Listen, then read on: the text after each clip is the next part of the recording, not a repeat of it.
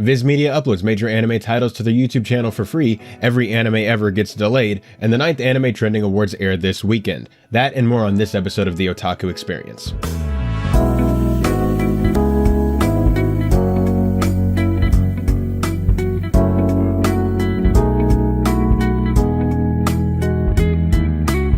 Welcome to the Otaku Experience. I'm your host, Israel King. Special thanks to Robert Meyer Burnett and all the fine folks at the Burnett Network for making the Otaku Experience possible. Well, we're in that weird spot for the winter 2023 anime season. This happens in every anime season. You have that little dead spot for about a week or two where you're in the middle of an anime season, and a lot of anime take their 1 week break in between so they can air for 13 weeks instead of the normal 12. Anime conventions are going on. There's a big Anime Japan thing happening soon where a bunch of anime are going to be announcing things like that. And anime awards are happening this weekend and next weekend for both the Anime Trending Awards and the Crunchyroll Anime Awards. So we're in a period where we're getting a lot of announcements, so that way anime studios can begin to promote these said announcements here in the next few weeks.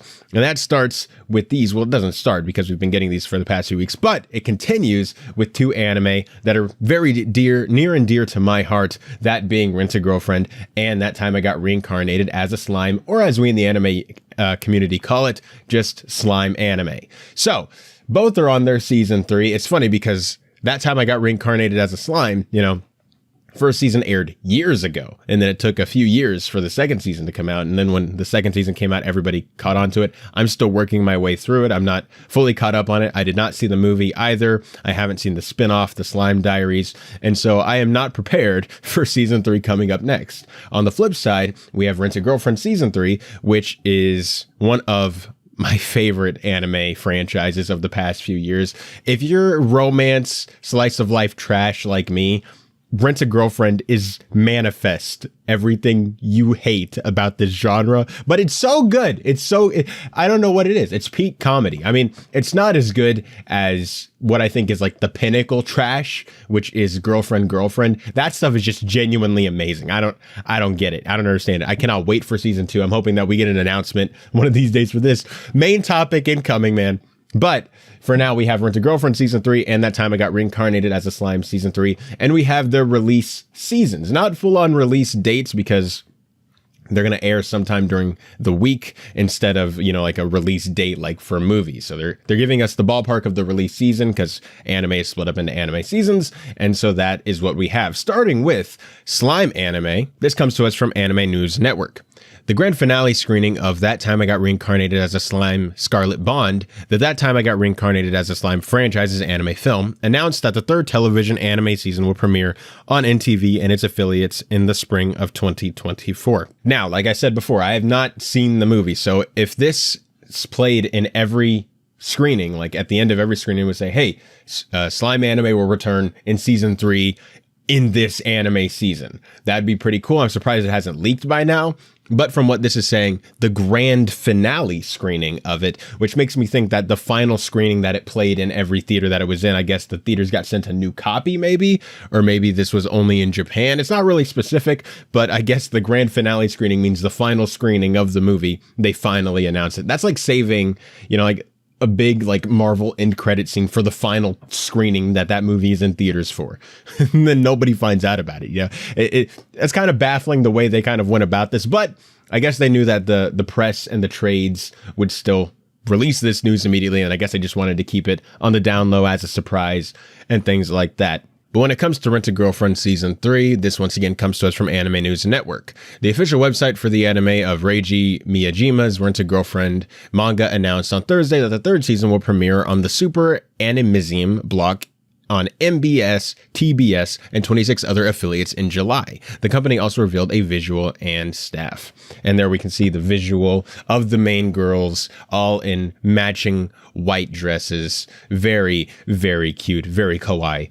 Now, I am a lot more excited for this. 1, because it's closer, and so I'm more anticipated for it. 2, because I'm actually fully caught up. And 3, because I am romance trash myself. I'm garbage. I'm the epitome of it, of this. I'm broken. I mean, I'm excited for both. I'm going to catch up to Slime. I plan to. I just really haven't had a reason because I missed it. I missed covering it on my channel for when it ended. And, I cover so many anime seasonally over on my main channel, King Tannic. You can check that out.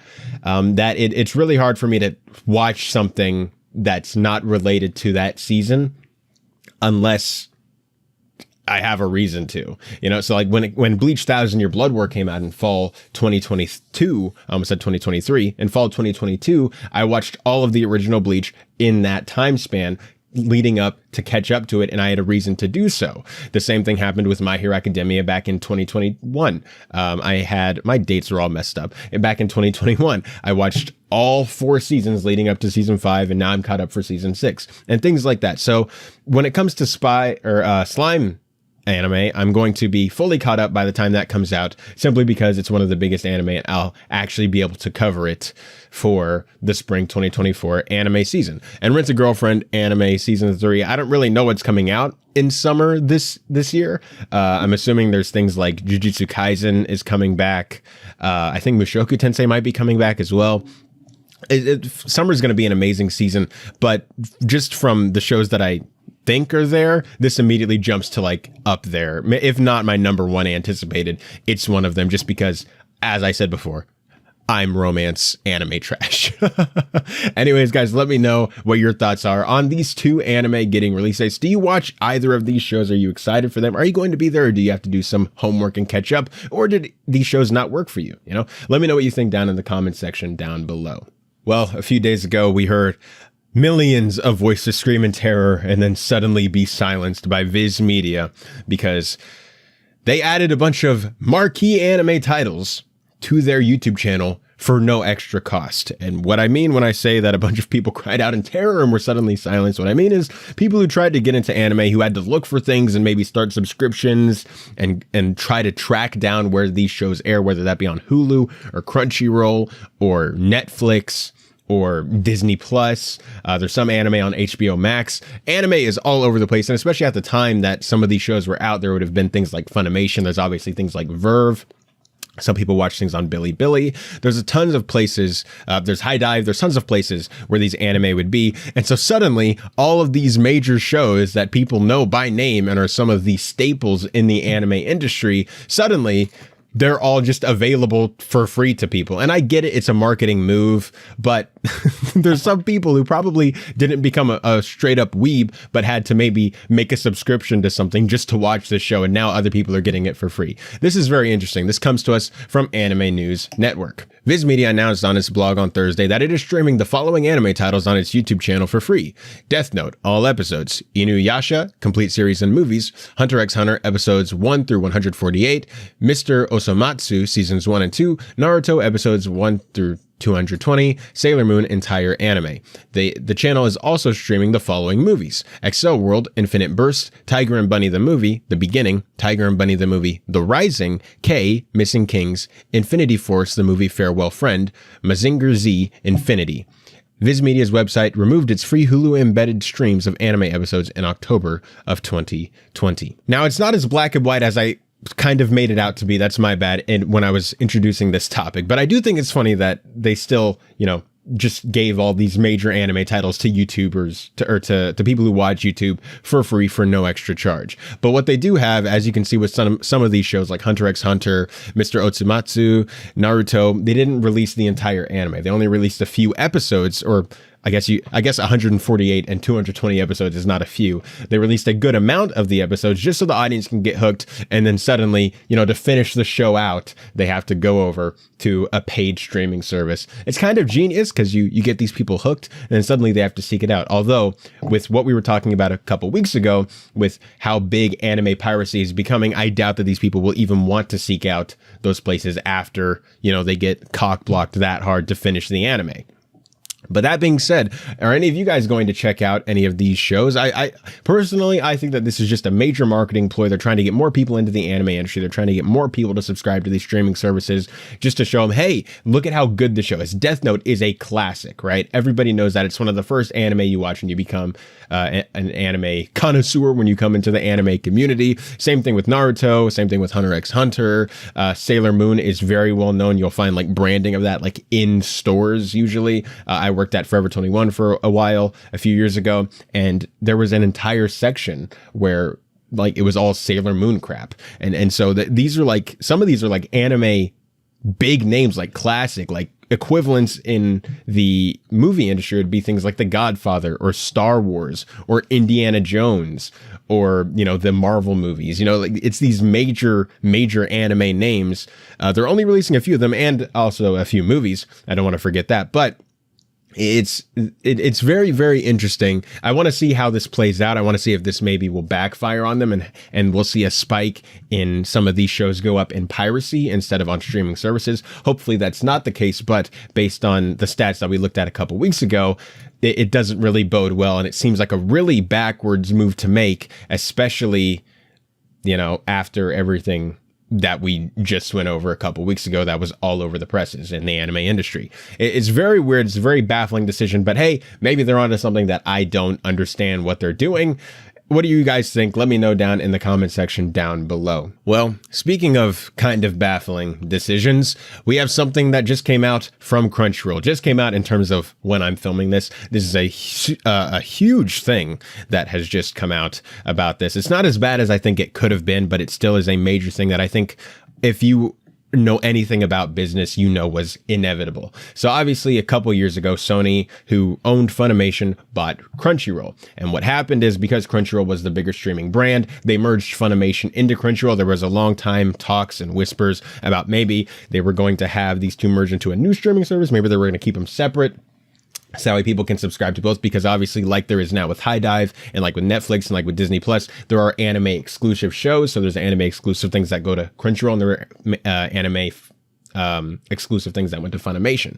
And we even saw that in theaters, like a lot of times when you went to go see a Sword Art Online movie, or you went to go see the Demon Slayer movie, Mugen Train, a couple of years ago, it had Funimation on the logo. Now you go see a movie and it has Crunchyroll on the logo, not because Crunchyroll is now the one making it, but because they merged together and all of those deals transferred over to the new company.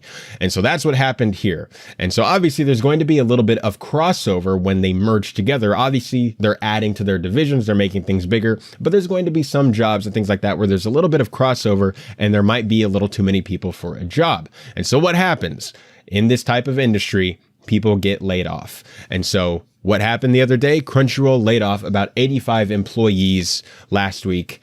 This comes to us from Anime News Network. Anime streaming service Crunchyroll laid off about 85 employees last week. According to one employee with knowledge about recent terminations, the layoffs included employees in the United States, Moldova, France, Germany, and Australia, and primarily affected the company's marketing and engineering sectors. The source did not know if the layoffs only affected full-time employees or included contractors. According to Crunchyroll's job listing page, the company has 12 offices with locations in Culver City in California, San Francisco, Dallas, New York City, Melbourne in Australia, Paris, and Roubaix in France, Berlin, Tokyo, Chisinau in Moldova, Lausanne in Switzerland, and London. Crunchyroll president Rahul Perini informed staff about layoffs in an email on February 16th. The email cites the integration of the Funimation and Crunchyroll teams as the reason behind the terminations. At an all-staff meeting on Tuesday, Crunchyroll and Crunchyroll leadership informed employees that those who were laid off will continue to receive benefits throughout the severance period. Multiple sources cited that the decision was not a cost-saving measure, but rather a matter of resolving redundant roles. Now, I want to stop there for a second because I don't think those are mutually exclusive. I think that what this is doing is I think both are true. I think that they're removing redundant roles. Obviously, there's too many people stacked in one place. That can be done maybe by one or two people in this type of company instead of maybe, I'm assuming maybe they have like four or 5 people now that were brought in from another company, and then they were put together and do that. They don't go specifically into which roles were taken out, but we do know that's going to be roles that cross over. But I do think that this is also a cost-saving measure, because obviously more people are getting the work done that you're going to have to pay. And I think that they realize, hey, why are we paying all these people when we can only pay 1 or 2 people to do this job that we have 5 to 6 people doing right now? It's just a baffling waste of money. And so I think that they're trying to save face and make it look better by saying that they're just trying to make the company run smoother, trying to remove redundant roles, rather than just saying it can be both. We're saving money as well because we're paying people for doing less work than they should normally be doing because they're sharing the workload, rather than only like we're the heroes. We're saving the company. We're trying to clean this up and, give these people full jobs where they can exercise their abilities to 100. That's not what's happening here. They're trying to save money as well as make the company run better and make it run cheaper. Obviously, this is how business works. Going back to the source we have, according to one source, Crunchyroll had an estimated 1,400 full-time employees prior to the layoffs. Anime News Network contacted Crunchyroll for comment, but a company representative referred to Perini's email. The company declined to provide the exact number of layoffs or current full-time employees at Crunchyroll.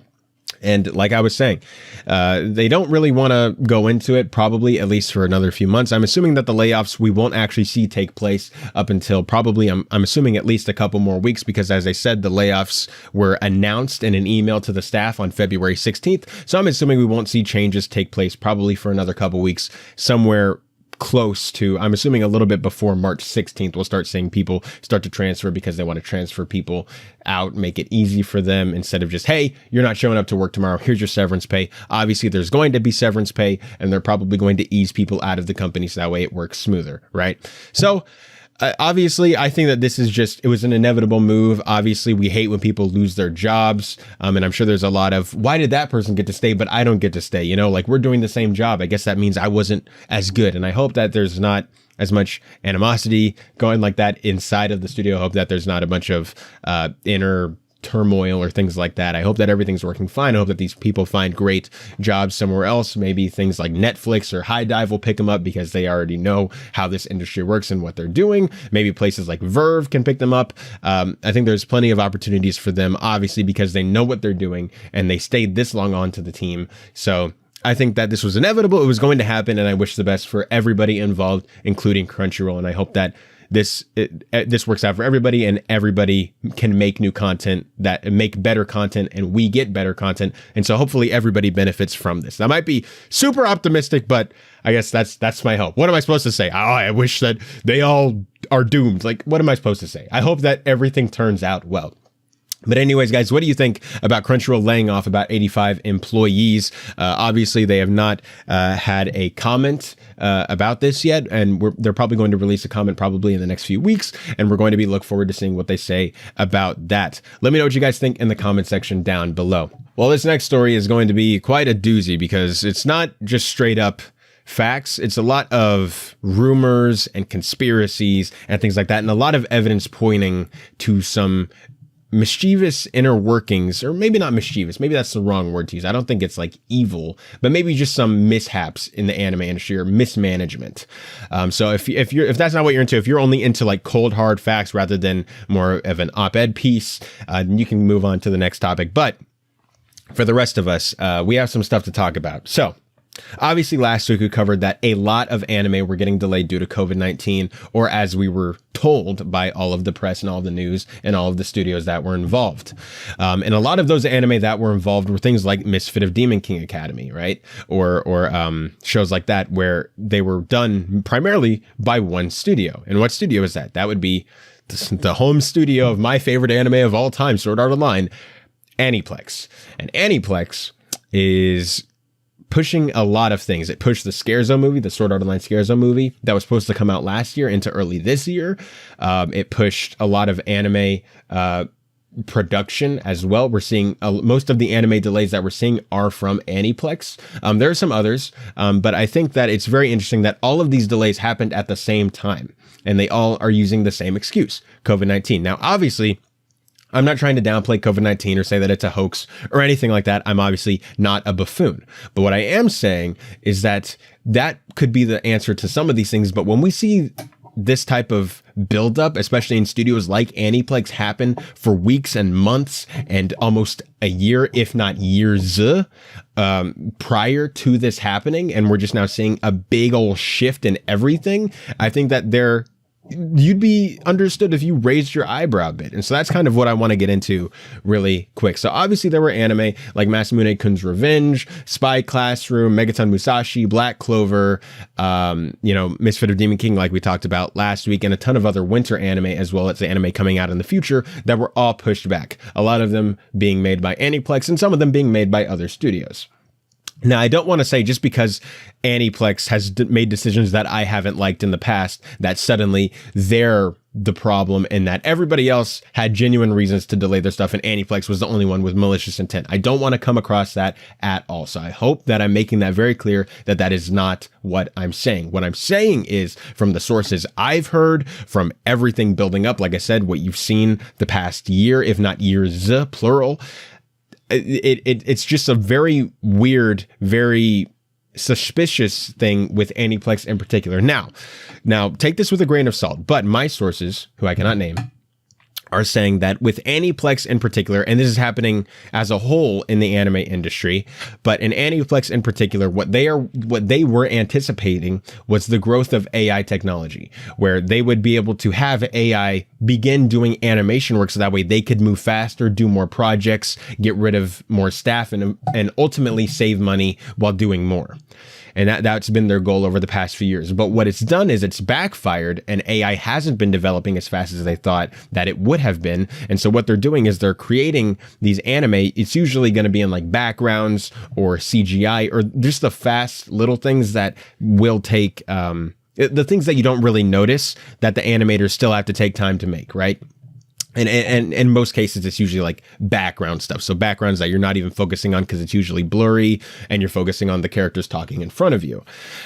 But what's happened is that those animators have had to go in and reanimate things, like little things, and it's ultimately taking as long, if not longer, than what the process would have been originally. And so what they're doing is they're getting rid of animators and efforts to do this, and what they're realizing is that there's so many problems with the AI creating this art that it looks wrong, and so the animators have to go in person and fix it with their own hands. And what we're seeing now is the major backup to this is you've had all this buildup. Like I said, in this industry, it takes years for this type of buildup for us to actually see the major ramifications of this. And we're finally seeing the ramifications, where it started with Sword Art Online and it started with anime last year, where they were getting pushed and delayed. And now we're seeing a major push in almost every show that's airing this season, a lot of them being Aniplex shows and anime coming out in the future, where Aniplex basically just pushed back its entire schedule for a couple weeks, if not moving shows by a season. And I think that it's very interesting. Now, obviously, like I said before, like we talked about last week, there is a genuine argument to be made that this is actually like all the things they're saying is COVID. But all we know about this is that the reason for these delays is coming out of the studios, and the studios are saying, "Oh, it's COVID." Yeah. And like I said, I don't doubt that it's not out of the realm of possibility, especially being Japan, that one animator gets sick or one person gets sick and they're working in an office and suddenly they shut everything down, send everybody home for a couple weeks, and then everything gets delayed because anime is a very tight business. You're making episodes up to the very last minute, oftentimes, working up until the day before, if not the day of that episode comes out, right? And so that's definitely not out of the realm of possibility. But I think with Aniplex, when you see where a lot of these anime studios aren't having these spikes and aren't delaying their shows, and Aniplex is the only one doing this consistently over the past few years, you suddenly see this major buildup where they're the ones delaying most of their shows rather than everybody else delaying maybe one or two or three things, whereas Aniplex is delaying basically their entire slates. All I know is from my sources, from what I've heard in the industry, and maybe my jadedness towards Aniplex for some of the baffling decisions they made, especially with how they handled Scarezo coming out.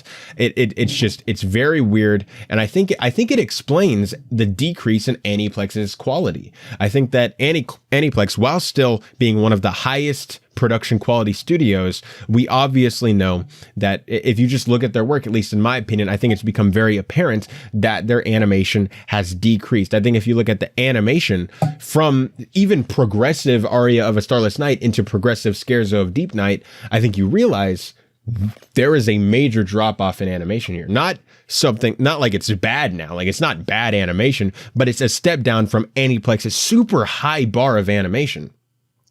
And not even going from progressive down. It's like even before that, going from things, like the movie into Alicization. I'm specifically talking about SAO because SAO is basically their marquee franchise. I mean, they have other things, but when you think Aniplex, at least to me, I think SAO. And so I'm using that as its example. And I also know the most about SAO, and I can really talk about that. It's very interesting. And we also know, like with a lot of industry, like especially with the VFX industry in Hollywood, animators are extremely overworked and underpaid. They work very long hours. They get very little sleep. They have terrible. It's inhumane what they do, what they go through. People have been talking about this. Obviously, the show didn't exist then, so we haven't been talking about it. But if you've been in the anime fold at all for the past few years, you know about this. And it's been happening for even longer than that, but it's just been this slow problem that's been building up and nobody wants to talk about it. It's the same reason why we're seeing so many anime decrease in quality over time. And I don't just mean in story quality. I think we're seeing a major decrease, not just in Aniplex, but across the board in animation quality, unless you're a major marquee shonen thing where they put all their time and effort into that. I think what's happening is the smaller shows are beginning to suffer. Like we had shows like Your Lie in April. I think if that show comes out this year, it doesn't look as good as it did before, simply because of the fact that everybody is overworked. They're trying to up their slates. They're trying to do so many other things, and they're anticipating moves and upgrades in technology that simply aren't happening. And I think that's at least the case with Aniplex. I don't want to say like, oh, this is a malicious intent. I'm saying from everything I've heard, this is all a conspiracy. This is all just, hey, consider, right? All I'm saying is from me as an op-ed piece, it seems very convincing and suspicious to me how this is played out specifically for Aniplex. I think that other anime getting delayed, I think while I think as a whole, like I was saying before, anime as a whole is just a backwards industry right now when it comes to animators, and it comes to, obviously I love the anime industry, but there are definitely internal problems in the industry that we need to address. Like I was saying, with the animators, with the voice actors, there was a scandal about I know it's in China, but with one of the dubbed casts of Genshin Impact, there were sexual assault, and sexual misconduct allegations against one of the voice actors. So and I know that this is not an anime isolated field, but personally, I wish that it wasn't in any field. And I think that just because it's in every field doesn't mean that we shouldn't be able to talk about it. Look, if I was a video game show, we'd be complaining about the same problems in the video game industry. If this was a movie show, we could be complaining about the same problems about this in the movie industry. And this stuff happens in the movie industry. You can watch shows like that, like the John Campea show or like Rob's show, The Burr Network. Heck, Rob and I rant about this stuff all the time on like Midnight Musings or whenever him and I have a chance to chat. It's not just in the anime industry. And I want to make it very clear that I'm not trying to single out Aniplex, and I'm not trying to single out the anime industry as this anomaly where they're this big, cesspool of evil and wrongdoings and trying to cut corners and things like that. Obviously, every business ever does things like this, where they try to cut corners and they try to, make things more efficient for their business, where they're spending less, but their output is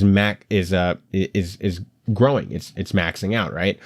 Obviously, I think that if this is true, this backfired, and hopefully we see some changes happen fast if this is true. But honestly, even if it is true, Aniplex is never going to admit this, right? So all we'll hear if stuff like this comes out is we'll just have to hear a bunch of rumors. We'll hear a bunch of sources from inside the anime industry who are unnamed, things like that. You'll hear it from me, from my sources, but yeah, it's very interesting. It's just a little, it's weird.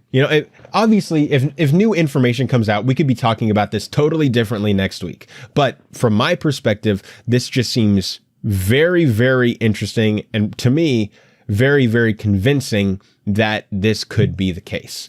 that being said, what do you guys think about that? Do you guys think I'm blowing this out of proportion? Is it just Israel? You're too jaded because Scherzo wasn't good. Maybe I'm just upset because my favorite anime franchise latest movie was just a disappointment. Maybe I'm just jaded towards Aniplex. But do you think that there is some merit and there could be some truth to some of these stories? Obviously, we know things like the anime industry as a whole having major problems with animators, the same way Hollywood's having major problems with like VFX people or people who work in crews on movie set, things like that. Obviously, the anime industry isn't perfect, and as a business, they're trying to make things cheaper and run faster and run more efficiently while they can maximize their output. And so, yeah, I don't really know what to say. What are your thoughts in the comment section down below? All right, let's get back to the real stories. So, anime trending. The Anime Trending Awards are this week. Yeah, who knew? I didn't know until I was like looking up at all the stories. Everybody was like, oh my gosh, it's this week. And I was like, oh, wow. And then the Crunchyroll Anime Awards are next week, so we'll be talking about those as well. Now, I want to talk about my predictions and what I think is going to happen going in to the Anime Trending Awards. But in order to do that, we need to have a little bit of context for things that happened in previous years. So we're going to go to 2022. And a little bit of context before we actually get into it with the Anime Trending Awards. The way the Anime Trending Awards works, I usually view these as, even though the Crunchyroll Anime Awards are bigger, I typically view these as the more pristine and the ones that have probably the most weight out of any awards. Obviously, there's like the Japanese Film Awards and things like that, where obviously Spy Family took a bunch of prizes there. But I think when it comes to specifically anime, this is like the closest thing we have to an Oscars, right? It's one of those things, obviously, in terms of scale and how many people participate and how many people watch. The Crunchyroll Anime Awards is vastly huge compared to this. But I think in terms of reputation, I think in terms of integrity, in terms of truthfulness, and in terms of people that actually watch a show and actual anime people who watch tons of shows, I think that this show just goes above and beyond in every aspect. So with that being said, let's take a look at last year's Anime Trending Awards, the 8th or the 2022 Anime Trending Awards. So obviously this covered anime from the 2021 season, even though the awards took place in 2022 as usual, as of course, And so if we go down to the bottom, obviously we see that they have a few categories, things like voice acting awards, and they give a performance to the best female voice actor and the best male voice actor. They do genre awards, which personally, if you ask me, I hate the genre awards. I'm not a fan of genre awards at all, but you see things like action or adventure anime goes to Mushoku Tensei, comedy goes to Komi Can't Communicate, drama anime goes to Fruits Basket, music anime of the year goes to Vivi Fluorite Ice Song, romance anime of the year goes to Harimia. But these are usually cop-outs. I want to get to like the real awards where things, actually start to take place, like the big awards. And that's where we get to the Aspect Awards. So things in Best in Adapted Screenplay. So obviously this had 86, right? Then we have Best in Animation, which is Vivi Fluorite Ice Song. Best in Character Design, Harimia. Best Original Anime, Vivi Fluorite Ice Song. Best in Sceneries and Visuals, Mushoku Tensei Jobless Reincarnation. Best in Soundtrack, 86. And Best in Voice Cast, ReZero Season 2. Now, obviously, it leaves a little bit to be desired. They have a Best Adapted Screenplay, but they don't have a original screenplay. It's really weird to me that they don't have some of these things. And then obviously the genre awards, there's some weird things in here, but obviously as a whole, I think that it has a lot more credibility than the Crunchyroll Awards. So how does the Anime Trending Awards work? Well, it's still audience voted, which I think is a major problem. And I think that we need to get rid of that if we're ever going to have something on the level of the Oscars. I think that we need to have people in the anime industry, like working in the industry, be able to vote amongst themselves. Hey, this group of people did the best job. Like animators voting on best animation, voice actors voting on the best voice actor. We obviously need these things. Obviously, that would take a lot of work to set up and to get everybody involved. But I think that ultimately that would be a more pristine type of award if the industry was sort of giving the awards out amongst themselves and they had to decide as a whole, almost like the Oscars, where the best actor and best actress nominations come from the Actors Guild inside of the Oscars Academy. You know, it'd be the same thing here, right? So obviously, this is anime audience voted, but the thing about this is because anime trending is so much more inside of the anime fold, you're usually going to find people who watch a lot more shows here. You know, that just comes from like knowing how many people view this site, how many people look into this site. It's usually only the diehard anime fans that do this. Same thing with AniList or AniChart. Everybody usually goes to livechart.me or My Anime List when they're looking at upcoming anime or they're looking to rate anime. But if you're deeper in the anime fold, you'll find that there's people who, in the deeper sense, use things like what is it called? AniList and AniChart. Sorry about that. Brain goof. Now, obviously, those are very big generalizations. Obviously, there are people who use, AniList and AniChart who aren't that into anime, and there are people who use My Anime List that are super into anime and watch thousands of things and read thousands of things, you know. But in generalities, what I find is that the bigger, more diehard, deeper anime fans who know more about who have seen more are typically on the lesser known sites because they go deeper into the anime fold and they seek these things out and they find that they like this interface more and they find that they like this interaction more. And that's usually what the Anime Trending Awards has. It usually has a group of audience that watches a lot more stuff. And so you have a much more diverse group of winners and even nominations because the audience nominate the shows as well. And so we have to look at things like character awards. You know, Boy of the Year is Shine Nozin from 86. Girl of the Year is Miko Yotsuya from Miyako-chan. What we're finding a little bit is a little bit of the same thing where there is a little bit of recency bias, where by the time the year ended, 86 was still in a lot of people's minds and Shin was becoming a major character. Miyako-chan had just ended as well. Miko was a super big character as well. And obviously these are kind of, you know, what did you expect? But the interesting stuff happens when you go up here to Anime of the Year. And Anime of the Year was given to Fruits Basket, the final season. Now, this is interesting because if you look on things like My Anime List or on AniList or on, you know, the Crunchyroll Anime Awards, what you'll find is usually the most popular anime will win these awards. Not more pristine shows. If you compare in 2022, yes, 2022 covering the 2021 anime for the Crunchyroll Anime Awards last year, Attack on Titan won. Attack on Titan's fan base could eat and swallow Fruits Basket's fan base like 7 times over. It's just that much bigger, only on the online sense. I'm sure that the amount of people who watch each show is obviously bigger, but I think that Attack on Titans they would obliterate it. It's like comparing the sun to like Jupiter, you know? It's completely like, why would you even do that? And so the fact that this won shows me that a lot of these awards are based more on like the genuine quality of something. Whereas when you go to the Crunchyroll Anime Awards, there's people who have watched less shows. And so everybody kind of gravitates to the shows they watched. Whereas this show, you can kind of count on, you know, how the show is rated in terms of score and audience reception. You can kind of gauge the Crunchyroll Anime Awards based on the size of the show and the performance of the show and how many people watched it. Usually that's kind of the big differentiator between the two anime awards. So all that being said, we can go take a look over at this year's nominees, and we'll start at the bottom once again. And I'll tell you what I voted for, and we'll also pick what we think. We'll lock it in. We'll pick what we think is going to be the winner. And obviously, this Sunday, I'm going to be covering the Anime Trending Awards, so you can come and join us over there. And obviously, we'll be talking about the results next week. So let's get it.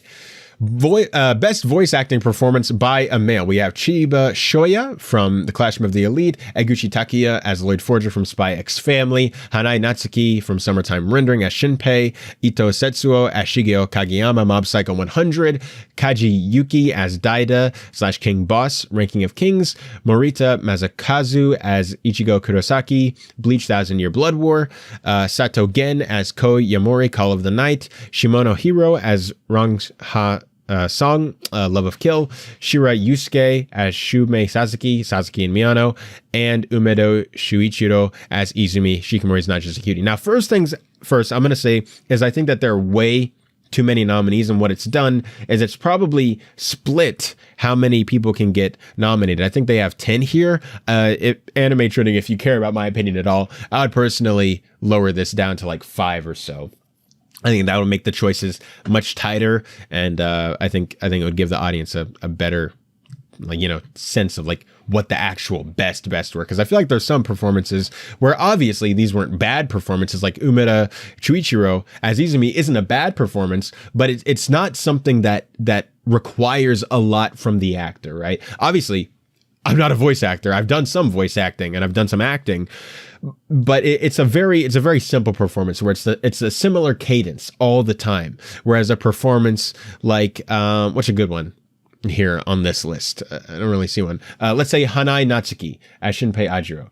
That is a performance that requires a lot of range. He's screaming, he's crying, he's laughing, he's happy, he's sad, he's depressed. All these things, all these different emotions and tones have to be conveyed and made believable just from the voice, whereas Izumi is almost the entirety of the show. Like I said, it's not a bad performance, it's a good performance for the character, but it's not something that requires a lot from the actor, if that makes sense. And I'm not trying to say that in a bad way. Obviously, there are no small roles, only small actors. Every actor and every role is very, very important and vital to any project that they're a part of. And I'm not trying to knock his performance. Like I've said, it's very good, but it's not something that I would say here's a nominee for the best performance of the year when you have to do almost a similar thing consistently, right? I could be wrong. Maybe you disagree. Let me know what you think about that. But I won't talk like that for the rest of them. I'm just kind of I'm still giving my thoughts. I'm still prefacing everything. But when it comes to this, personally, my choice would be Shinpei Ajiro from Summertime Rendering. Like I was saying when I was comparing the two, I think that he goes through so many emotions in the show and so much depth and so much pain and so much joy. It's the spread of emotions that he goes through that he has to handle all at once and sometimes flip through at a very fast speed in between scenes.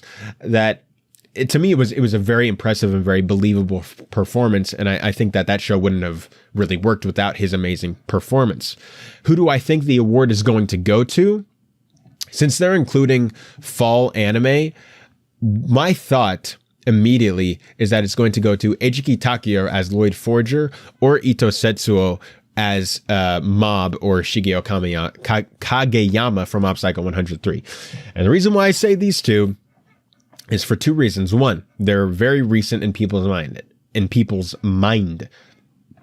Obviously, when it comes to aspects that maybe people aren't really looking for or having an idea of, they think of who's their favorite character. And I think that out of these, both of these were in the fall season, but also these are fan favorite characters. I think that Mob could win, the actor for Ito Setsuo, simply because he's never going to get nominated again for this character because the series is over.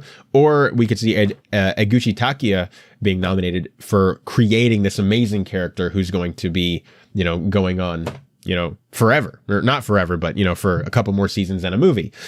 So personally, if I had to pick one, who do I think is going to win? I think it's going to be Ito Setsuo, with my runner-up being Eguchi Takuya. Who do I think should win? It should be Hanai Natsuki from Summertime Render. Moving on to the girls. Best voice acting performance by a female. We have Amima Sora as Nazuna Nanakusa, Call of the Night, Anzai Chika as Chisato Nishikigi, like Horse Recoil, Ichinose Kana as Silhouette Mercury, Mobile Suit Gundam The Witcher Mercury, Koga Aoi as Kaguya Shinomiya, Kaguya-sama Loves War Ultra Romantic, Kuno Misaki as Faputa, Made in Abyss, The Golden City of the Scorching Sun, Kusunoki Tomori as Makima, Chainsaw Man, Onishi Saori as Shikimori's Not Just a Cutie, Sawishiro Miyuki as Daki, Demon Slayer Kimetsu no Yaiba Entertainment District Arc, and Sugata Hina as Marin Kitagawa, My Dress Up Darling, and Tanezaki Atsumi as Anya Forger, Spy X Family.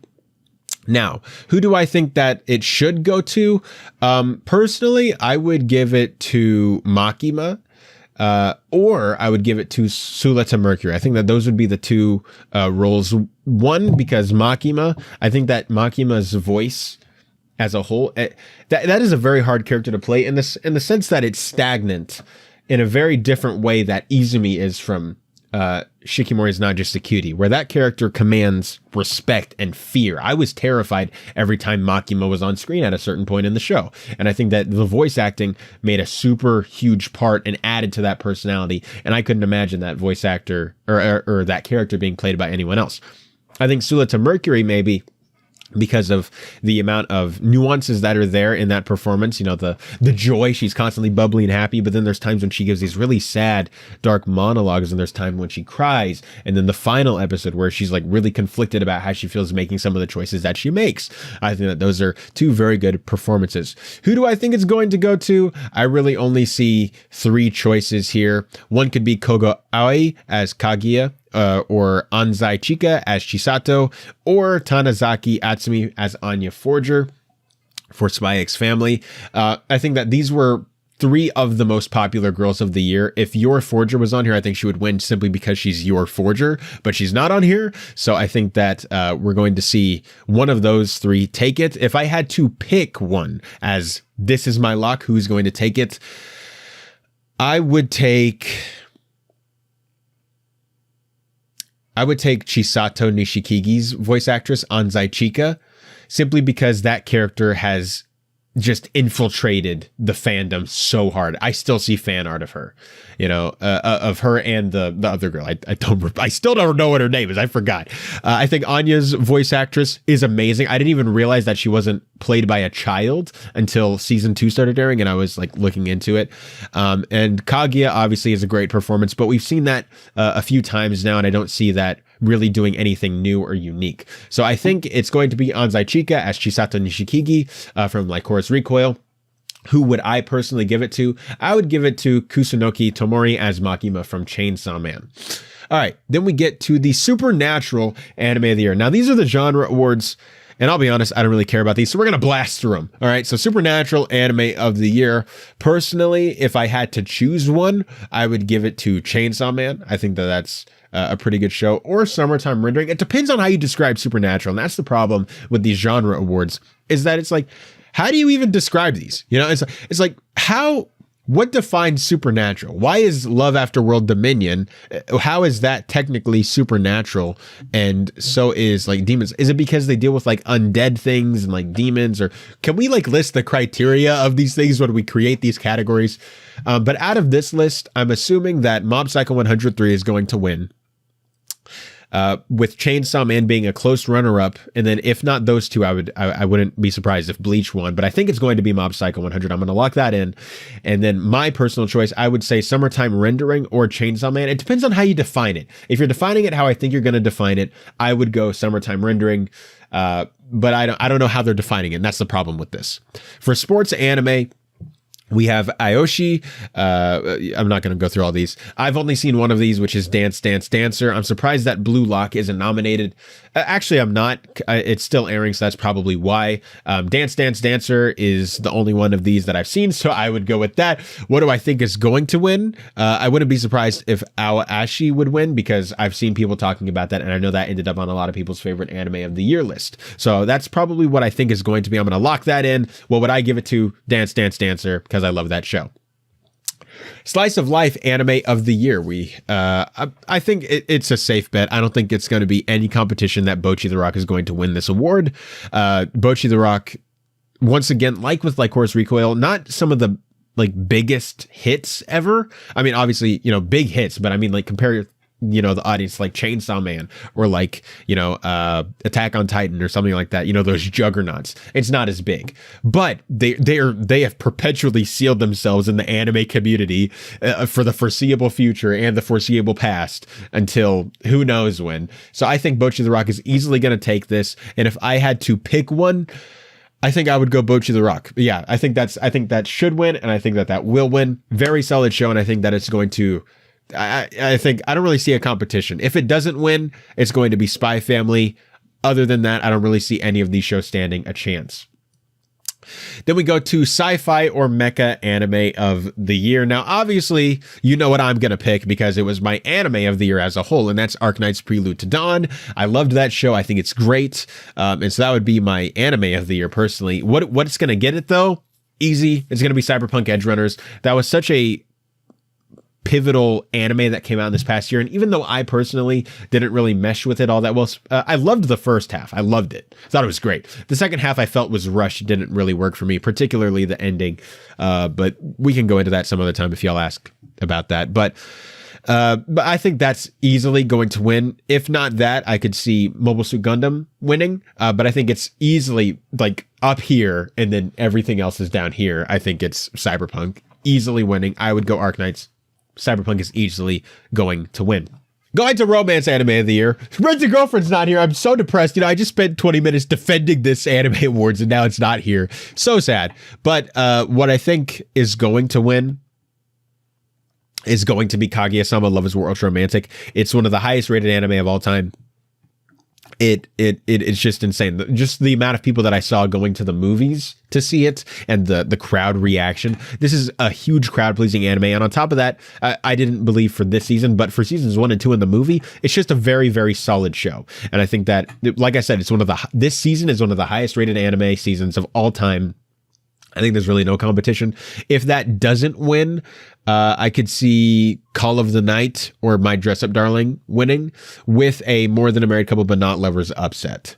Not that I think that show's bad. I mean, I didn't think it was great, but in the sense that I don't really see that having the biggest chance of winning, but it still has a chance of winning. Does that make sense? So I would choose Kaguya, and I also think that Kaguya is going to win. Next is fantasy or magical anime of the year. Arknight's Prelude to Dawn. See, here's the thing. I'm just baffled by this. What defines these genre awards? And I voted in these too. I voted for these nominations. Or I voted for my nominations. A lot of my nominations didn't make it, but it is what it is. But it's still like, can we at least get like a category, or not a category, but like a description of what these mean? I still don't know. When I voted for them, I was like, what is fantasy anime? I don't know. Click, moving on. But I wish that they would have like, fantasy anime, like, hey, this has like, takes place in a fantasy world, this, that, Cause like, I would say personally that like Sapekoi Bisco isn't a fantasy anime. Or like a magical anime. It's just like a make-believe version of the world, kind of like an apocalypse sort of thing, rather than like its own, it's weird. Anyways, with that out of the way, I've ranted about this enough. With that out of the way, my fantasy or magical anime of the year, since it qualifies, Arknights, once again, because it's my anime of the year, what do I think is going to win? Out of this one, I'm actually kind of stumped. Out of this one, I think Ranking of Kings was too early in the year. No one remembers that. No one watched Raven of the Inner Palace. I don't think anyone would vote for Sapekoi Bisco. Nobody liked Shield Hero Season 2. I could see Is It Wrong to Pick Up Girls in a Dungeon or Made in Abyss taking it, with Reincarnated as a Sword being like a soft third place. If I had to pick one, I would say Made in Abyss, because I know a lot of people loved it. I didn't have time to catch up, but is what it is. Are we still in the freaking genre awards? Come on now. Drama anime of the year. Okay, cool. Let's what do we got here? Out of these, I would go Chainsaw Man personally. Yeah, I would go Chainsaw Man, even though I don't even view that as like a drama per se. I just view that as like an action show. Not to say like that it's lesser because of that, but like that's just the genre I would put it in. I don't think it needs to be in drama. I think it's going to be Chainsaw Man. I could see Like Horse Recoil being an upset, and quite possibly Made in Abyss being a very strange upset. If I had to pick one, I think I think what should win and what will win is Chainsaw Man. Comedy anime of the year. I think that it's going to be Bocchi the Rock, simply because everybody remembers it and it was funny. I could see Spy Family winning it. I would put that at a solid number 2. Would I, or would I give it to that? If you asked me, what did I laugh at the most? Once again, it's between Spy Family and Butcher the Rock, and I think that's probably what you're looking at for the actual award. I think it's going to be Bocchi the Rock, but I wouldn't be surprised if it was Spy Family. What would I give it to? I would give it to Bocchi the Rock. Same thing. So what should win and what will win, I think, is Bocchi the Rock. And the last of the genre awards, finally, action or adventure anime of the year. This is actually like a 4-way tie, I think, between Chainsaw Man, Attack on Titan, Demon Slayer, and Bleach. I really don't know which one it's going to be. If I had to pick one, I think it's going to probably be Chainsaw Man. But this is the anime trending. This could be Bleach. I think it's down to Chainsaw Man and Bleach. What would I give it to? I would give it to Attack on Titan, the final season, part 2. That was still my third favorite anime of the year. I loved that show. What do I think it's going to? I'm going to say Chainsaw Man. I'm going to lock it in and say Chainsaw Man. I would not be surprised if it's Bleach, though. I'm actually a little bit torn on this one. Okay, out of the genre awards, yay!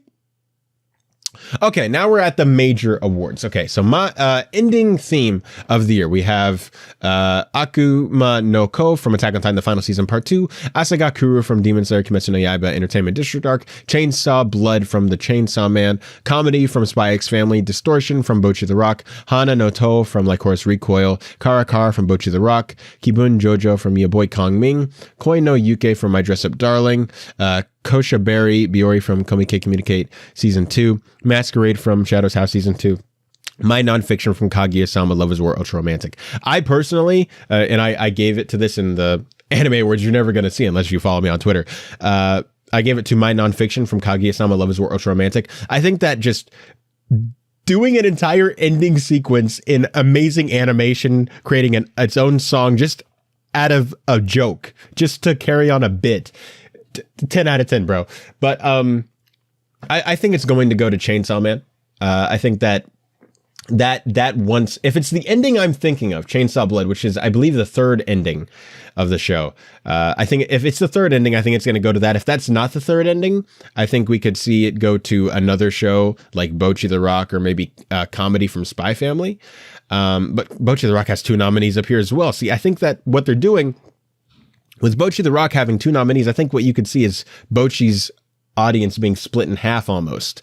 And then that vote will go to something else. And so I do think that it's going to be Chainsaw Blood from Chainsaw Man, if it's what I'm thinking of. But I personally would go My Nonfiction from Kaguya Season 3. Then we get to opening theme song of the year, and it just keeps on going. There's a lot more down there. We have one from Mob Psycho 103, Cheeky Cheeky Bomb Bomb from your boy Kong Ming, Dance in the Game from Classroom of the Elite 2, Daten from Call of the Night, Double Shovel from Tomodachi Game, Giri Giri from Kaguya-sama Love is War Ultra Romantic, Hadaka no Yusha from Ranking of Kings, Katachi from Made in Abyss, The Golden City of the Scorching Sun, Kickback from Chainsaw Man, Mixed Nuts from Spy X Family, San Days from My Dress Up Darling, Seishun Complex from Bocchi the Rock, Shall We Dance from Shadow Sass Season 2, Shukufuku from Mobile Suit Gundam The Witch from Mercury, The Rumbling from Attack on Titan Season 2 Part 2, Zankyu Sanka from Demon Slayer Kimetsu no Yaiba Entertainment District. Once again, Anime Trending Awards, you need to stop this. This is terrible. You need to stop having so many nominations because this is ridiculous. What is this, 12 nominees? 1, 2, 3, 4, 5, 6, 7, 8, 9, 10, 11, 12, 13, 14, 15. There are 16 nominees here? Okay, no. 10 would be like pushing it by a lot. Like, bring this down to 5. Come on now. What I would do, my opening of the year was Chiki Chiki Bomb Bomb from your boy Kong Ming. That's such a good song. It's such a vibe, bro. It's such a good opening. I would not be surprised. What do I think it's going to go to, though? I think you could see Chiki Chiki Bon Bon getting it. And if not that, I think you could see Kickback from Chainsaw Man getting it. If I had to pick one, what should win, I think is going to be Chiki Chiki Bon Bon. What is going to win? I'm going to say Kickback. I want to say Chiki Chiki Bon Bon, but I don't know. So I'm going to say Kickback from Chainsaw Man. Best in voice cast. Here we go. All right. Akabe Sailor Uniform. Attack on Titan, the final season, part 2. Bocchi the Rock. Kaguya-sama Loves War Ultra Romantic. Made in Abyss, the Golden City of the Scorching Sun. Ranking of Kings. Sabakoi Bisco. Shadow's House season 2. Spy X Family. Summertime Rendering. And The Lies We All Tell. Now, personally, I would give this to Summertime Rendering simply because of the fact that it's a one season show. It was the first and last season. So this cast had to come in, establish the world, establish the characters, make it all believable, make us believe their relationships to each other and their role in the world. Like I said, the main actor himself deserves all the awards. I would give it to that. I think it's the best ensemble here. What do I think it's going to go to? I think it's going to go to Spy X Family or Bocchi the Rock, simply because those two were so influential in the industry. What do I think it's going to go to as an ensemble? I think it's going to go to Spy Family. So what should win is Summertime Rendering. What I think it's going to go to, what will win, is Spy X Family. But I would not be surprised if Bocchi the Rock got there as well. Next, we have Best in Soundtrack. We have Bocchi the Rock, Call of the Night, Chainsaw Man, Demon Slayer, Kimetsu no Yaiba, Entertainment District Arc, Healer Girl, Karakai Jozu no Takagi-san Season 3, Made in Abyss, The Golden City of the Scorching Sun, Mobile Suit Gundam, The Witch from Mercury, Spy X Family, and your boy Kongming. Now, my best score of the year isn't even on here. And when they say soundtrack, what I believe they mean is score on this one. That means that they're thinking specifically of like the orchestra playing with these music and the songs in the background. Now, I don't remember a lot of these. I didn't see Takagi-san or Healer Girl. I didn't finish Call of the Night or Made in Abyss. I think that Demon Slayer probably had a continuation of a score that it had before. So I really only see this being like a 5-way race between Bocchi, Chainsaw Man, Mobile Suit Gundam, and Spy X Family. I don't think it's going to be Bocchi the Rock because the score wasn't really the main part. It was more about the band songs itself. Mobile Suit Gundam, The Witch from Mercury, I think has a chance. I think actually going down from a 5 race, I think there's going to be a 2-way race between Chainsaw Man and Mobile Suit Gundam, The Witch from Mercury. I think it's going to go to Chainsaw Man. I've listened to a few of these scores, the scores of the shows that I actually watch. I listened to a few of them in order to nominate them and to see which one I would pick. So my anime score of the year, which is Arknights, isn't even nominated. Dude, it's such a good thing. I don't think it had the audience. I don't think it had the amount of audience that it needed to garner these nominations. But just listen to the track Misha from the Arknights Prelude to Dawn soundtrack. You'll be blown away. But I think it's going to go to Chainsaw Man. What should win, I think, is Chainsaw Man. And what will win, I think, is Chainsaw Man. I wouldn't be surprised. Best in Sceneries and Visuals. Akabe Sailor Uniform, Arknights Prelude to Dawn, Bocchi the Rock, Call of the Night, Cyberpunk Edgerunners, Diamond, Encouragement of Club Next Summit, Made in Abyss, The Golden City of the Scorching Sun, Ranking of Kings, Sabakoi Bisco, and Summertime Rendering. So what I would give this to personally, what I would give it to is Cyberpunk Edgerunners, and I think that that's going to win by a landslide. It takes place in the weirdest environment out of all of these shows, and it did it amazingly. You say what you want about the story. I mean, I'll say whatever the heck I want about the story. I didn't think the story was all that great, particularly in the second half. I love the first half. Second half didn't really work for me, but it's a beautiful anime to look at, and I even gave it more credits when it comes to like visuals. Cyberpunk wins all the way. So I think what should win and what will win is Cyberpunk Edgerunners. So I feel pretty safe about that one. Best in Original Screenplay. We have Akiba Maid War, Birdie Wing, Golf Girl Story, Cyberpunk Edgerunners, Do It Yourself, Engage Kissed, Healer Girl, Like Horus Recoil, Mobile Suit Gundam, The Witch from Mercury, Salary Man's Club, and Shine Post. Where the heck is Arknights? Because I know that's not adapted screenplay, right? Right? Because, I mean, Cyberpunk's based off of a game, too. Come on, guys. Where is it? I'm so sad about this. Arknights of Justice, man. I mean, at least my anime of the year in 2021 was Wonder Egg Priority. And I think that got like the most nominations out of like any show that was nominated that year. At least on the Crunchyroll Awards. I forget how many things were nominated on the anime trending, but I know I got a bit of love here, too. That show was a nomination juggernaut. Did it win many?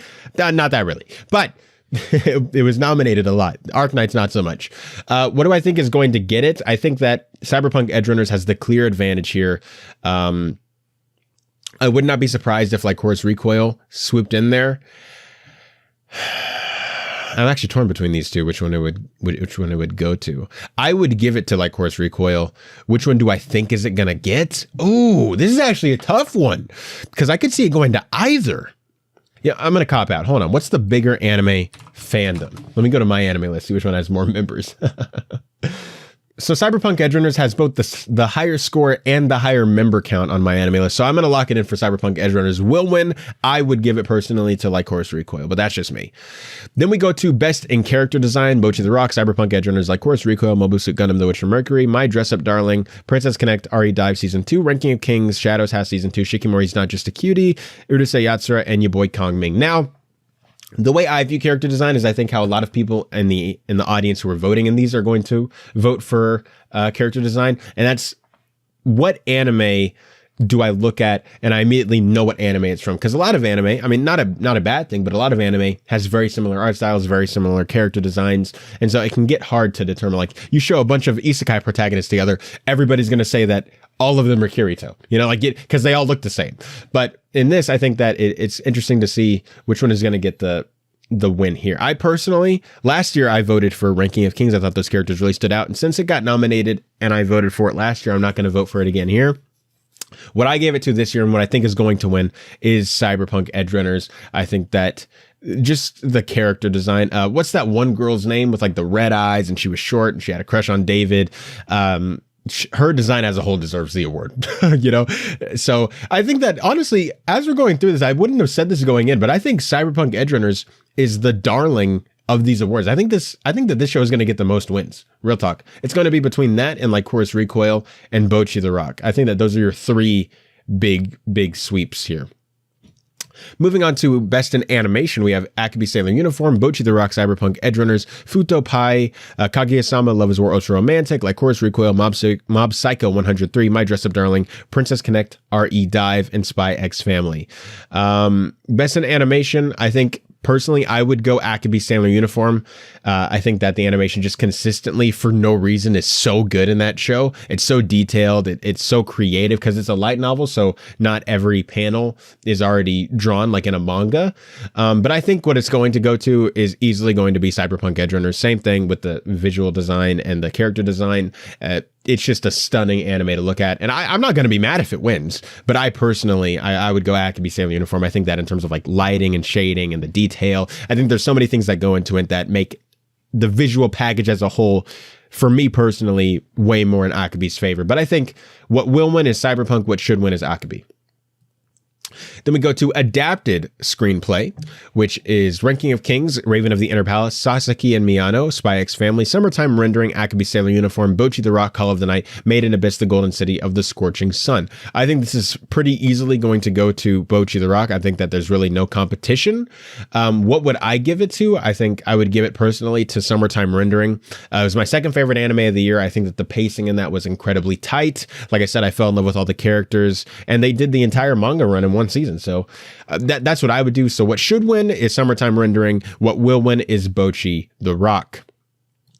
Coupleship of the year. This is one of those, this needs to be down there in genre awards. I don't care about this, but we'll bite. So I'm not going to read all these because who cares? What do I think is going to win is going to be Chisato and Takina. Is that her name? Takina? Wow. No wonder I forgot. I already forgot it again. From Like Horse Recoil. They're obviously like the most shipped characters ever in anime this year. So I wouldn't be surprised. I wouldn't be surprised if Miorine and Sulata also went up there. What would I do best coupleship of the year? I would go Sasaki and Miyano. They were adorable. I thought they, oh man, that's such a cute anime. It's so wholesome. You wouldn't expect like, I mean, not that like the source material was like bad or anything, but you just don't expect like oh, this anime is gonna have like the deepest depth and romance of their characters, but they did. It's such an adorable anime. So I what should win is Sasaki and Miyano. What's going to win is Chisato x Takina, which you should not be surprised if Miorine and Sulata win as well. Supporting Girl of the Year. This is like your supporting actress, things like that for the Oscars. We have Asai Akira from Call of the Night, Hayasaka Ai from Kaguya-sama Loves War Ultra Romantic, Healing from Ranking of Kings, Himeno Chainsaw Man, Hiro Kikuri, Bocchi the Rock, Ichijo Hana from Aoashi, Inui Sajuna Juju from My Dress Up Darling, Inui Shinju, My Dress Up Darling, Jean from the case study of Vanitas Part 2, Karuizawa Kei from Classroom of the Elite 2, Kurumi, Like Horse Recoil, Minakata Hizuru. I'm finding out some of these names for the first time because they usually go by like one name or like a nickname in the anime. And I'm like, what is your name? From Summertime Rendering, Pan Lunch, Chuaturi from Mobile Suit Gundam, The Witch from Mercury, and Tokisaki from Kurumi. What should win, I think, is Himeno from Chainsaw Man. Who will win, do I think? I think it's going to be Himeno from Chainsaw Man. I think that she has the clear advantage here. My runner-up would be Hizuru from Summertime Rendering because she was badass, but I wouldn't be surprised if Himeno won. I think she's going to win, and I think that she should win. Great character. May she rest in peace. Supporting Man of the Year, we have Chastel Jean Jacques from the case study of Vanitas Part 2, Desmond Damien from Spy X Family, Hanazawa, from Mob Psycho 103, Hirano Taiga from Sasaki and Miyano, Hishigata So from Summertime Rendering, John from Shadow's House Season 2, Kabe Taijin, your boy Kongming, Kageyama Ritsu from Mob Psycho 103, Majima, Like Horse Recoil, Ryuen Kakaru from Classroom of the Elite 2, Serizawa Katsuya from Mob Psycho 103, and Uzui Tengen, Demon Slayer Kimetsu no Yaiba Entertainment District Arc. Now, I'm surprised that Aki isn't on here. No, he's not on here. Wow. That's really weird. I would have thought he was a shoo-in. Who do I think it's going to go to? I think this is really a two-way race between Kageyama Ritsu from Mob Psycho 103 and Uzui Tengen from Demon Slayer Kimetsu no Yaiba Entertainment District Arc. Who do I think it's going to go to? I think it's going to go to Kageyama Ritsu from Mob Psycho 103. Who would I give it to? Really, all these are kind of Bun's choices in terms of like who's the best supporting character of the year. Like, this is kind of mid. But if I had to pick someone on here, I would personally go Uzui Tengen. I thought he was great. He was dope. But I think it's easily going to be Kageyama Ritsu. Then we go to Girl of the Year. Akabe Komichi from Akabe Sailor Uniform, Forger Anya, Spy X Family, Forger Your Spy X Family, Goto Hitori, Bochi the Rock, Ijichi Nijika, Bochi the Rock, Inui Takina, Like Horse Recoil, Jean, the case study of Vanitas Part 2, Karuizawa Kei, Classroom of the Elite 2, Kitagawa Marin, My Dress Up Darling, Mercury Sulita, Mobile Suit Gundam, The Witch from Mercury, Nanakusa, Nazuka, Call of the Night, Nishikigi Chisato, Like Horse Recoil, Power, Chainsaw Man, Rembrandt, Miurane, Shikimori's Not Just a Cutie, Shinomiya Kaguya, Kaguya-sama Love is World's Romantic, and Tagaki from Karaka Jozu no Tagaki-san, Season 3. This is very interesting here, because I see this as a three-way race between Your Forger, Hitori Goto or Bochi, and Chisato Nishikigi. And the reason why I say that, she's like Rem, you know, like she's the reason why Spy X Family is popular, you know, like she sells it. I think that Chisato might be the best girl on this list in terms of, so if I had to choose one, I would give it to Bochi, actually. Who do I think it's going to go to? I wouldn't be surprised if those three, because I think those three have the biggest influence. If I'm going to pick one, I think that's more something that would go into like the Crunchyroll Awards. Same with Chisato. I'm going to go Bochi. I think Goto Hitori from Bochi the Rock is going to win Girl of the Year, and I think well-deserved. I would be very happy to see her win. Obviously, there's a bunch of great girls on here. I obviously love Akabe. I love Anya. I love Nijika. I love Kei. I love Sulita. I love Chisato. I love Marin. I love Takina. I love Shikimori. I love Kaguya. Who didn't I say? I love Power. I love Power so much. But I think that it's easily going to go to Bochi. I wouldn't be surprised if it goes to Chisato or but I think it should, and I think it will go to Bochi. Well deserved. And now moving on to our last character awards, we have Man of the Year. And to start this out, we have Ajiro Shinpei from Summertime Rendering, Ayano Koji Kiyotaka, Classroom of the Elite 2, Boji from Ranking of Kings, Crannel Bell, Is It Wrong to Pick Up Girls in a Dungeon 4, Denji, Chainsaw Man, Forger Lloyd. It says Lord. It's Lloyd, guys. What are y'all on about? Spy X Family, Gojo Wakana, My Dress Up Darling, Hayakawa Aki, Chainsaw Man, Irido Mizuto, My Stepmom's Daughter is My Ex. Why is he on here? Kageyama Shigeo Mob Psycho 103, Katagiri Yuichi Tomodachi Game. Why is he on here? Kurosaki Ichigo, Bleach 1000 Year Blood War, Miyano Yoshikazu, Sasuke and Miyano, Nishikata Karakai Jozu no Takagi-san 3, Reigen Arataka, Mob Psycho 103, Sasuke Shumei, Sasuke and Miyano, Shirogane Miyuki, Kaguya-sama Loves War Ultra Romantic, and Yamoriko Call of the Night. Now, who would I give this to? Easy. Ajiro Shinpei, Summertime Rendering, best character by a long shot. Who do I think's going to get it out of this list? I wouldn't be surprised if he got it, honestly. I think that this would be the awards where he gets it. I think it's going to go to Mob, with your surprise hits being Denji or Lloyd, but I would also put Shinpei up there in like your top 4 as well. So who should win? Shinpei, most developed, best character of the year, best male character of the year in terms of like lead characters. Who is going to win? Who's going to get it is Kageyama Shigeo Mob from Mob Psycho 103.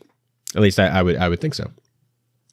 Then we get to anime movie of the year. We have Bell, Studio Chizu, Sword Art Online Progressive Aria of a Starless Night, A1 Pictures, Bubble, Wit Studio, Drifting Home, Studio Colorido, Fate, Grand Order, Final Singularity, Grand Temple of Time, Solomon, Fortune Favors Lady Nikuko, Studio 4 Degrees Celsius. What is that? Jujutsu Kaisen 0, Pompo the Cinephile, review Starlight the Movie, and sing a bit of Harmony. Now, which one do I think that this is going to go to? I see this really being a 4-way race, mainly because, a lot of these didn't get talked about. I think that Sword Art Online is too far out of the zeitgeist, and I think that, it happened too long ago. This was December of 2021. No one remembers it at this point. It's been over a year since it came out. No one remembers that. I think Bell is really good. And I personally would give it to Bell. But I think it's between Bell, Jujutsu Kaisen, and Fate Grand Order. I don't know when the Fate Grand Order movie came out. I think knowing the release date of that would give me a better way to gauge it. Let me look this up real quick. So this came out in 2021 as well. Yeah, I think that this is easily probably going to go to Jujutsu Kaisen, not Chainsaw Man. I would give it to Bell, and I would be so happy if Bell won because I think it deserves it. But I think it's going to go to Jujutsu Kaisen 0.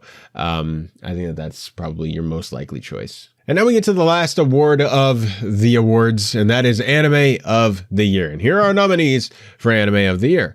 Akabe Sailor Uniform, Cloverworks, Like Horse Recoil, A1 Pictures, Mob Psycho 103, Studio Bones, Mobile Suit Gundam, The Witch from Mercury, Sunrise, My Dress Up Darling, Cloverworks, Ranking of Kings, Wit Studio, Shadows House Season 2, Cloverworks, Spy X Family, Wit Studio, Summertime Rendering, OLM, Tomodachi Game, Okurotu Noboro, Attack on Titan, the final season, part 2, Mappa, Bocchi the Rock, Cloverworks, Call of the Night, Liden Films, Chainsaw Man, Mappa, Classroom of the Elite 2, Lerche, Cyberpunk, Edgerunners, Studio Trigger, Demon Slayer, Kimetsu no Yaiba, Entertainment District Arc, and Kaguya-sama Love is War Ultra Romantic. Now, something that surprises me is because not Full Metal Alchemist, Fruits Basket was the highest rated anime of the year that it came out. I believe, I could be wrong about that, but I believe the year that it came out, it was the highest rated anime of the year. And it even topped at one point Full Metal Alchemist until they rallied their troops together and pushed it down so that way it would never be challenged.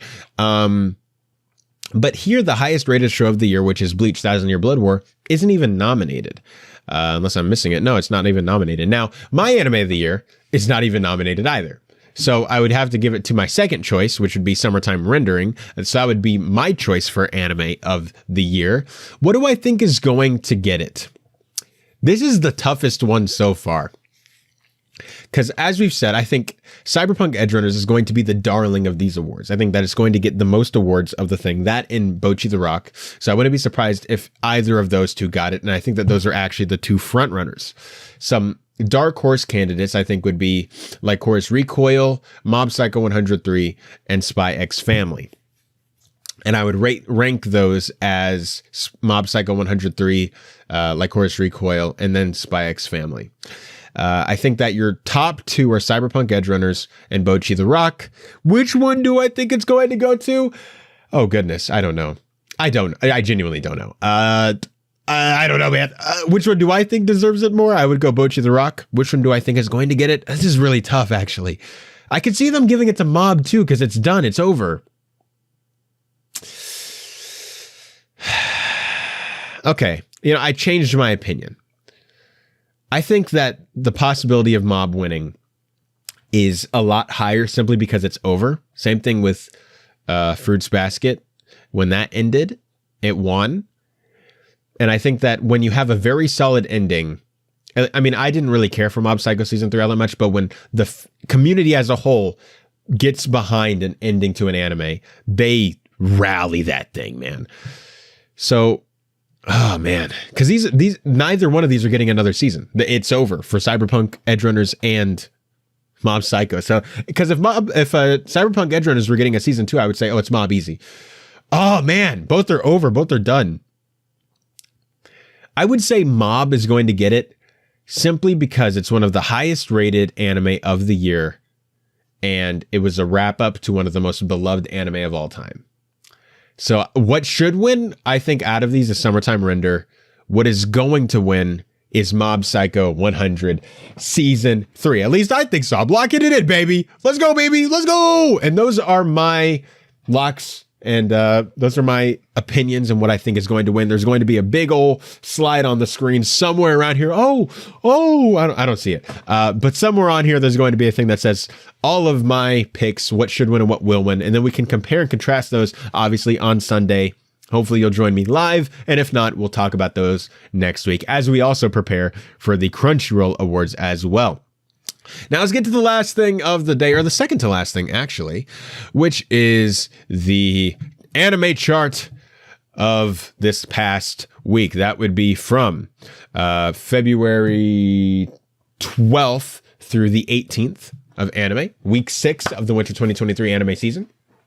And let's take a look at this. So, number 1, and it stayed in place from last week, is The Angel Next Door Spoils Me Rotten from Project Number 9. I actually started that, and it's freaking adorable. It's actually pretty cute. I gotta say, man, it's a crowd pleaser. And so maybe they're like make a bunch of progress and like the characters get together or something, and that's why this has like been up there, because I'm rooting for them to get together. I think they're cute.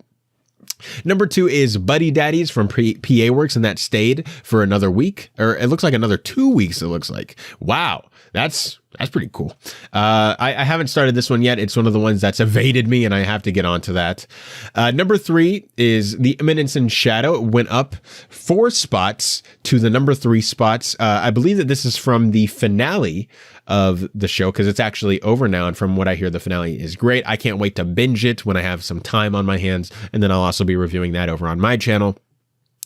Then at number 3, we have tied for number 3 is Kubo Won't Let Me Be Invisible. Went up another 4 spots, like The Eminence in Shadow from Pine Jam. I've been watching that as well. Very adorable anime. Went up 1 spot to number 4 is Tomo-chan is a Girl from Les Deuces. I haven't started that one yet, but I'm guessing it's one of those ones. What I'm finding very interesting is that outside of The Eminence in Shadow, a lot of these are slice of life, and 3 of them are romance shows. That's super interesting. Wow. You wouldn't pick that. I wouldn't have picked that. I wouldn't have bet my money on that at all. Going down a spot is The Magical Revolution with Reincarnated Princess and the Genius Young Lady from Dio Medea at number 5. At number 6, went down 3 spots from last week, is Vinland Saga Season 2 from Mappa.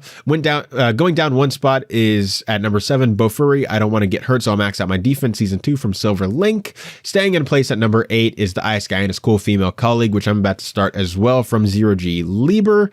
Going down 3 spots to number 9 is Blue Lock. Wow. Because the first core was a freaking crowd pleaser. So maybe this just got pushed down by so many other shows getting good, or maybe this was like a really disappointing episode. I'm not caught up. So I don't know if this bodes well for me or not. Staying in place at number 9 is Onimai, I'm Now Your Sister from Studio Bind. And then a new show that popped into the top 10, brand new, is It Wrong to Pick Up Girls in a Dungeon, Season 4, Part 2 from JC Staff. And then we have some honorable mentions from 11 through 15. Going up 2 spots to number 11 is Spy Classroom from Studio Feel. Going down 2 spots at number 12 is Inspector Season 2, which seems to be on a trend to consistently go down. Going up 9 spots to number 13 is Farming Life in Another World. Wow, that is really good. Maybe a lot of people started watching that, or maybe this last episode was just that good. Going down 3 spots to number 14 is Bungo Stray Dogs Season 4, and which is funny because Bungo Stray Dogs Season 4 is one of the highest rated shows if you go to like My Anime List or Annie List. It's one of the highest rated shows of the season.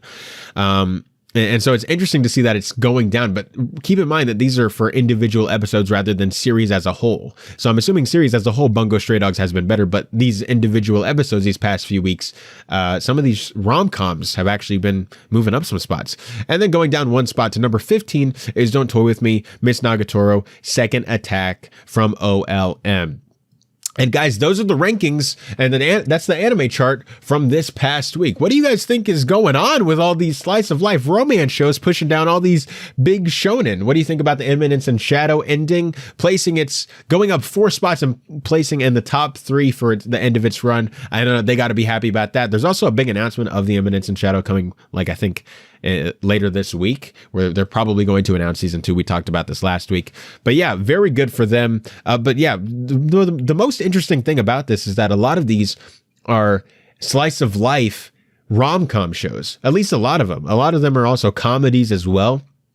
Looks like everybody, after the huge big spectacle that was fall 2022, everybody wanted to watch some really nice wholesome stuff in winter. All right, guys. And with that being said, we're going to move on to the last thing of the day. And that is obviously your comments or questions from the last episode. How do you get a comment or question on the Otaku Experience? It's really simple. You see the comment section down there? Drop a comment or question. You can ask me something about, what are my thoughts on this? You can rebut, you can debunk, you can ask me something about my life. I don't care, man. Ask me something. Keep it all kosher as well. Just keep it appropriate and we should be Gucci. All right, so the first comment of the day comes to us from The Gist with Jared. Crazy that Pokemon is still going on. I remember watching the first season as a kid. The SAO movie is on my list now. I'll give it a try. Totally agree with the affinity to Decepticons. I always liked Starscream and Megatron. What's an anime that you'd like to see get adapted to live action? Do you think a Gundam live action adaptation would work better as a movie or as a series? Ooh. So yeah, that's crazy. Once again, we talked about how the new Pokemon anime revealed its protagonist last year. That is crazy. I'm glad I put SAO on your radar. Hopefully you like it. Hopefully you give it a try. We had an Ordinal Scale 6th anniversary watch party this past week on Sunday. That was a blast. A few of you guys were even there. It was really fun. Really good movie, man. I love that movie so much. Totally agree with the affinity to Decepticons. Yeah, man. Decepticons all the way, man. My car is a Decepticon. I have the Decepticon logo on my truck. It's great. And Starscream and Megatron, 2 of my favorite Transformers. Megatron is my favorite Transformer, so you have good taste, friend. What is an anime you'd like to see adapted into live action?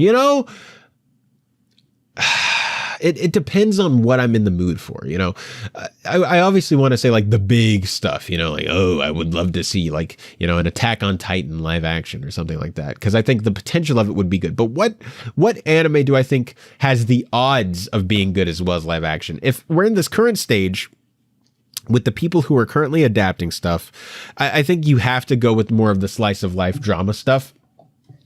So I would personally pick something like Clanad. I would pick something like that. Maybe Wonder Egg Priority, but I think that's even pushing it a little bit. Those are 2 of my favorite anime, and I'd love to see those live action. What would I actually genuinely love to see in live action? Well, obviously my favorite anime, Sword Art Online, I think would be great as a live action adaptation. I want to be the one to make it. Speaking that into the universe, hopefully it comes back to me. Hopefully I get to do that one day. So hopefully that doesn't happen anytime soon, so I can do it when I'm a bit older and I have a bit more experience underneath me. Do you think Gundam live action? Gundam live action, that would be a good one to do live action, be adapted into live action to answer your previous question, would work better as a movie or a series. It depends on the story you're telling.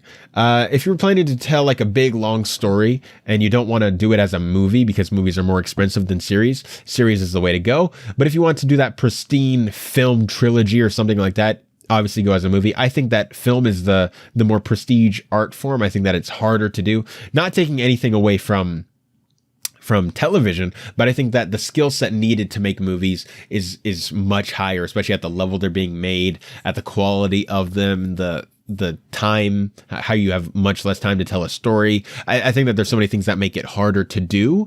If no matter what version it was going to be great, I would personally take a movie because I'd love to see it in theaters. Next up is Jess Lath. Personally, not a fan of any of the Ghibli films. Really? Talking about a stage show, yeah, not really interested. However, that's what I thought I heard. That's what I thought when I heard about Naruto's stage show. I love Naruto, so I thought the stage show would be a dumpster fire. But to my surprise, it was really good. I would ask any fan to go watch it. Most anime, the more popular ones anyway, do have a live stage show adaptations if you have the opportunity to watch one. From what? From what?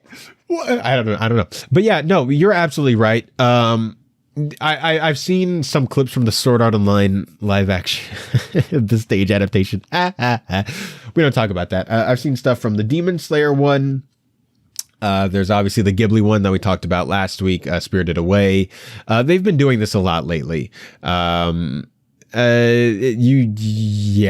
not really a fan of it because they don't really change it. They just tell the exact same story. So if you look at it, like the Japanese stage industry, the anime industry, and the manga industry are all becoming like the same industry. They're just retelling the story in different formats with very little like adaptation in between.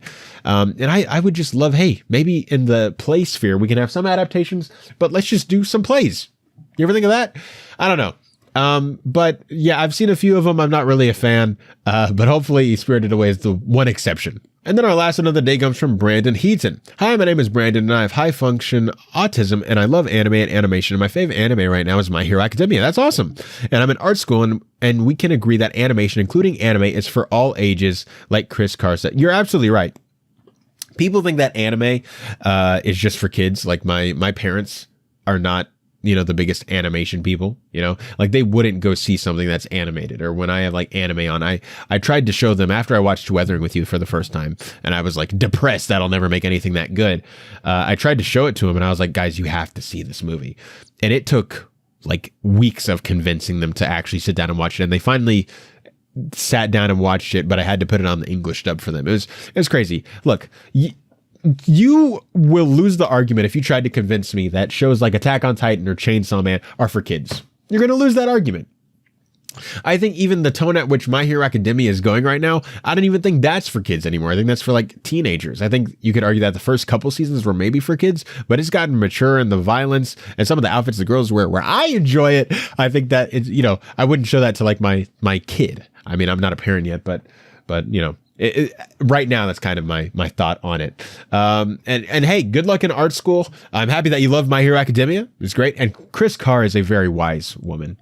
And guys, word is we might have her on the show here in a few episodes.